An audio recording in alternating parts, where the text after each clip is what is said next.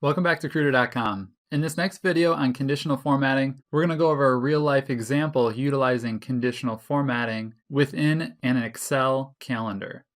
Now here we are at this calendar, and first of all, I want to give credit to Microsoft for this entire spreadsheet, even though I have edited it from what it looked like when I first downloaded it. This is a template that Microsoft created. Again, I edited this spreadsheet for business purposes instead of what it used to be, which was for like homework and for students. Then I applied additional conditional formatting where it would highlight based on the staff's initials. So there's several different ways that we could do this, and I'll show you what I did on this one. So JJB, to make this green, I went in and in conditional formatting, let's manage this rule. And you'll see here that it's right here, this green one. I've used the right formula. So let me pop in here. And this right formula saying B9, that's all in the top left here. This is the first cell, just like we've seen in the past where we take it from the very beginning in the upper leftmost corner, and then we'll copy it down across our sheet. I've taken B9 and then said, hey, does that equal J9, which is over here, JJB? And I'm looking the last three characters within the task. So send purchase orders,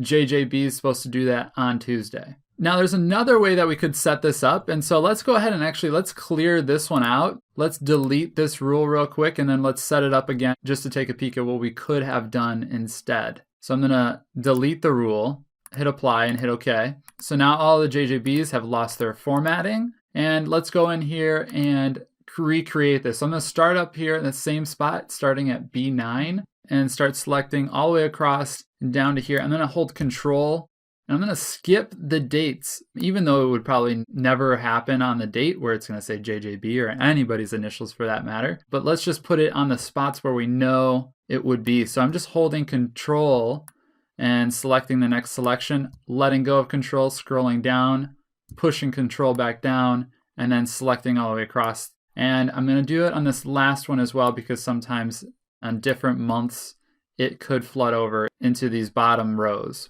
Let's scroll back up, go into conditional formatting, create a new rule. And this one, I wanna say I'm gonna format only cells that contain, and we haven't spoken about all of the different options that you can choose from.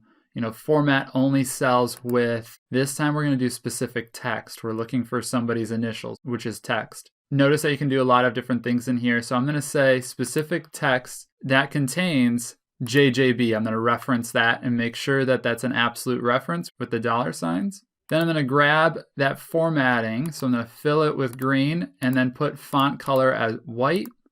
Press OK.